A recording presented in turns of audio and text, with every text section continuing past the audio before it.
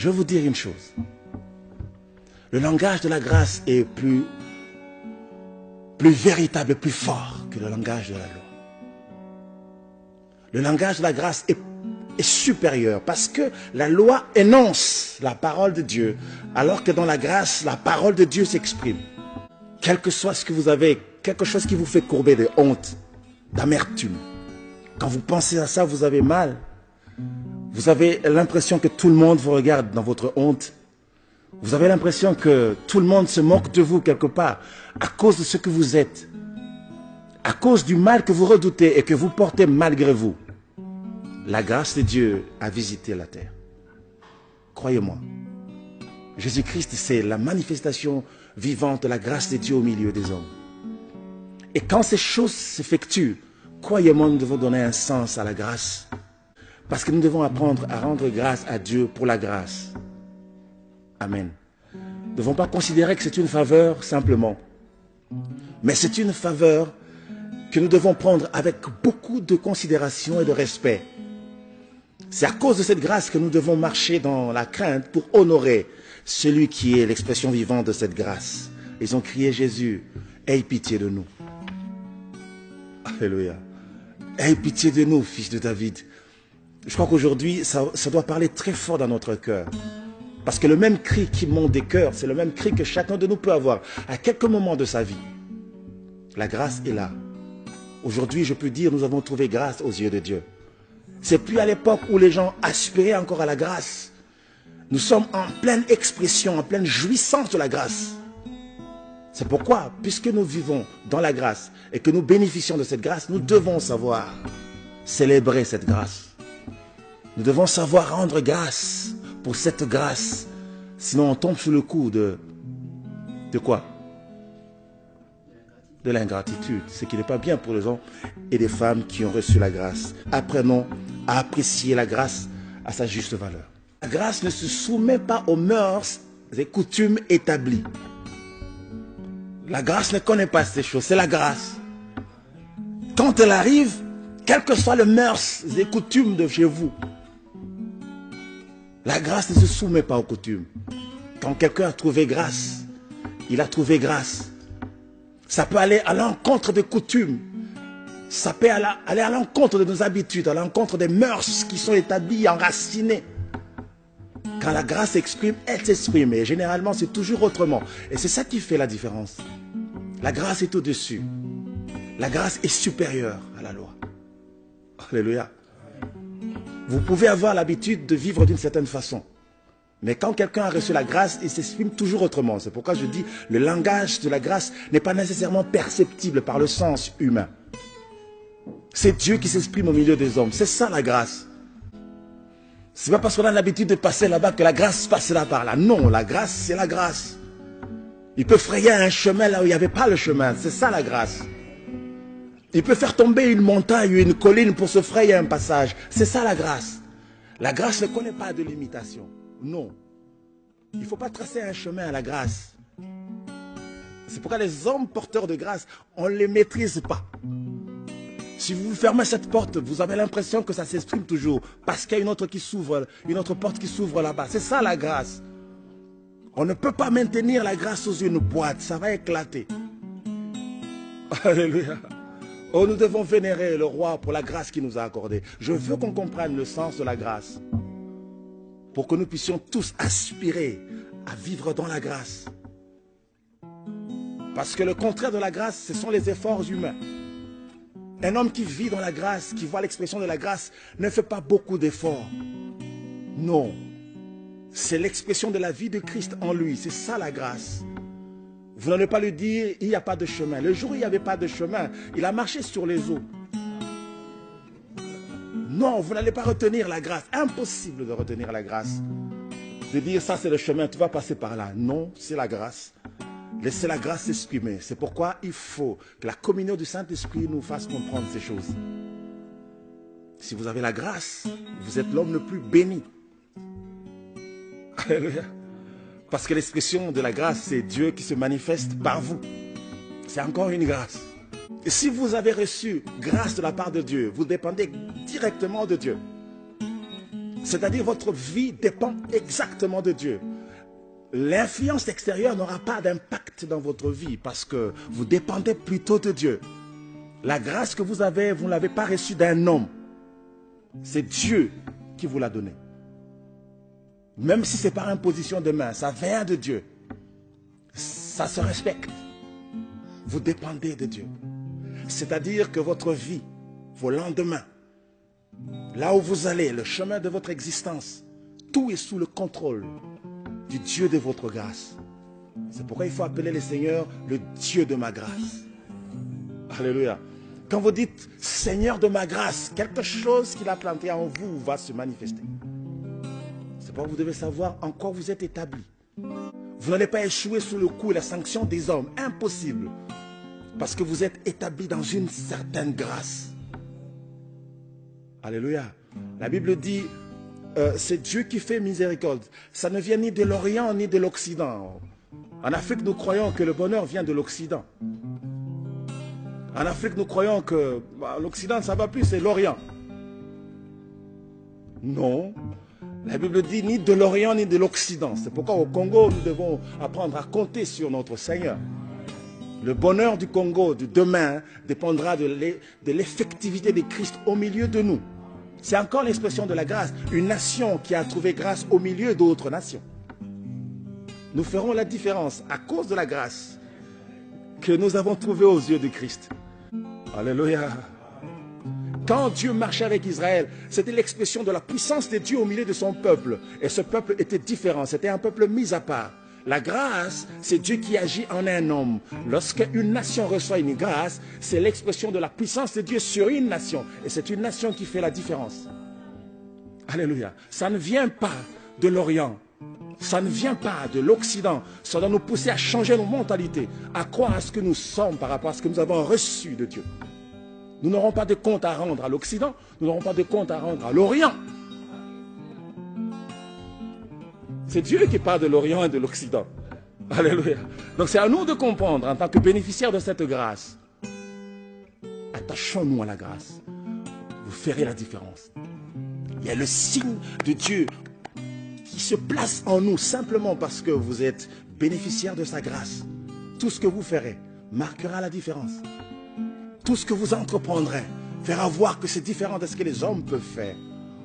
C'est pourquoi les hommes qui sont conduits par Dieu, lorsqu'ils laissent l'expression de la grâce les conduire, vous sentez que chaque fois qu'il fait quelque chose, c'est toujours différent. N'allez pas le combattre. Il est conduit par la grâce. Alléluia. Quand on est conduit par la grâce, c'est la main puissante de Dieu qui agit. Ça ne vient pas des hommes, ça. Alléluia. La grâce n'était pas établie sur tous les hommes à l'époque. Ça visitait des gens comme ça. À l'époque, c'était comme ça. Dans l'ancienne alliance, la grâce visitait des gens comme ça. C'est aujourd'hui que nous bénéficions tous de la grâce. Malheureusement, nous ne comprenons pas ce que ça veut dire pour nous. Mais à l'époque, ils comprenaient ce que ça veut dire la grâce. Joseph, la coutume avait établi que c'était l'aîné, mais lui, ce n'était pas l'aîné. Mais la grâce l'a suivi. Ça ne dépendait pas de lui, c'était la grâce qu'il avait trouvée. Et quand il raconte que j'ai vu la lune, et le soleil et les étoiles se plier devant moi, son père a compris. Petit, tu veux dire que moi, ta maman et tes frères, nous allons nous humilier devant toi. Ça veut dire quoi? La grâce peut vous apporter beaucoup d'incompréhension de la part des hommes. Mais c'est la grâce. Vous avez trouvé grâce. Que faire? Alléluia. Laissez la grâce poursuivre son chemin calmement. Si vous trouvez quelqu'un qui a grâce, respectez-le. À cause de la grâce, pas lui. C'est-à-dire, ça peut être quelqu'un de pas très considérable. Ça peut être quelqu'un de négligeable. Mais attention, s'il a trouvé grâce, il est différent. La grâce. Alléluia. Joseph avait trouvé grâce au milieu de toute sa famille. Mais quand la grâce agit, la grâce propulse. Mais ce qui s'est passé, il est devenu le plus grand de toute la nation. Et des générations futures ont parlé de Joseph à cause de la grâce. Alléluia.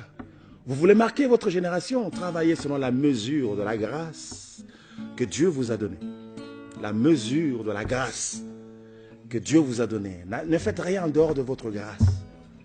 C'est le corps, la chair qui va intervenir. Faites tout selon la mesure de la grâce.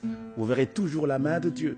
Et les résultats que vous produirez seront des résultats glorieux à cause de la grâce.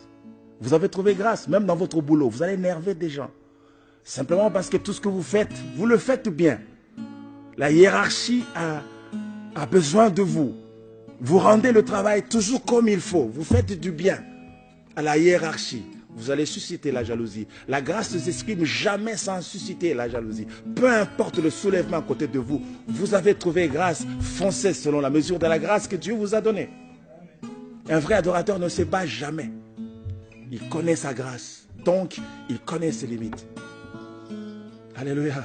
Si tout le monde pouvait agir dans ce sens, je pense qu'on serait un monde merveilleux.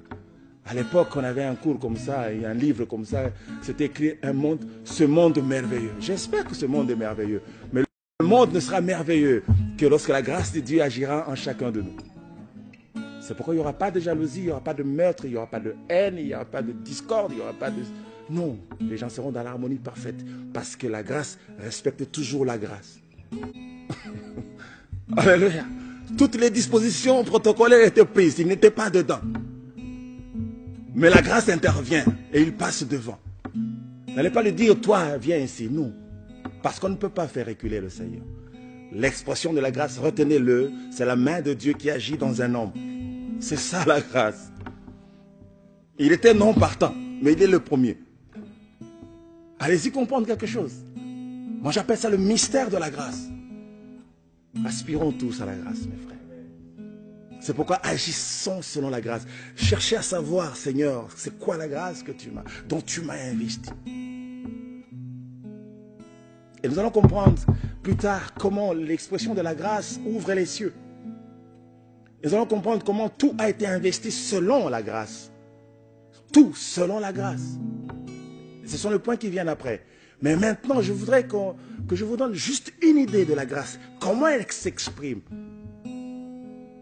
Pour que nous puissions avoir du respect pour la grâce. Alléluia. Regardez les hommes. Vous allez faire la différence entre ceux qui agissent selon la grâce et ceux qui agissent selon la chair. Qui se battent pour arriver, alors que celui qui a la grâce ne se bat pas. Il fait calmement ce qu'il doit faire. Et il se sent propulsé. Je ne vous demande pas de croiser les bras au nom de la grâce. Non. Ne me comprenez pas mal. Travaillez. Travaillez sous la grâce. Vous ferez la différence. Si vous agissez selon la grâce que Dieu vous a donnée, vous verrez la gloire attachée à la grâce. Agissez selon la grâce. Vous verrez la gloire. Je connais une fille de la synode qui avait la grâce de recevoir des gens à la porte. La grâce de recevoir les gens qui venaient à la porte. Et le mariage l'a trouvé à la porte. Alléluia. Je la salue là où elle est. Parce qu'elle a laissé s'exprimer la grâce. Vous ne vous battrez contre personne. Parce que vous devez comprendre, personne ne vous ravira à la grâce que Dieu vous a donnée.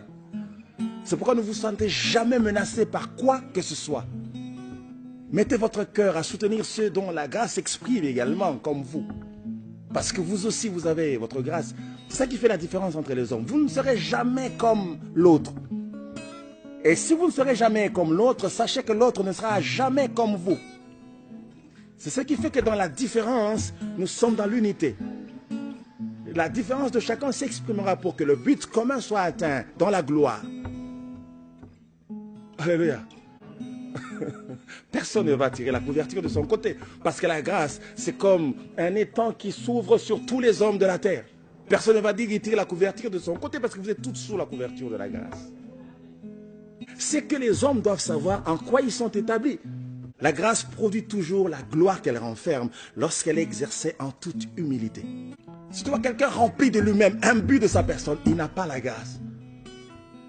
C'est sa chair qui parle fort pour que les hommes voient qu'il est là. Mais en réalité, il n'a pas la grâce. Parce que les hommes qui ont la grâce, ils s'effacent toujours. Nous rejoignons Jean-Baptiste qui disait qu'il croisse et que je diminue. Combien peuvent parler comme Jean-Baptiste aujourd'hui? Que Christ croisse et que je diminue. Cet homme avait reçu grâce. Et il savait en faire usage. Il avait aussi des disciples. Vous voyez, un maître qui parle d'un autre maître avec beaucoup de respect. Parce que Jean-Baptiste, il était maître aussi, on l'appelait maître. Ses disciples l'appelaient maître. Mais un maître qui a du respect vers un autre maître qu'il considère plus grand que lui. Il n'y a que l'humilité qui peut conduire un homme dans ce sens. Et un lendemain, l'un des disciples vient de dire, nous avons vu celui dont tu as parlé. Et nous voulons aller vers lui. Il dit, allez. Alléluia. Parce qu'on ne lui a pas enlevé la grâce qu'il avait d'amener les gens à la repentance. Il avait cette grâce de conduire Israël à se repentir, à préparer le chemin du Seigneur. La parole a été prononcée sur lui et rien ni personne ne pouvait lui enlever cette mission. Il avait reçu cette mission. Il le faisait humblement. Et tout en étant humble, il ne s'effaçait pas pour autant. Même s'il disait qu'il croisse et que je diminue. Diminuer n'est pas synonyme de s'éteindre. Personne ne vous éteindra.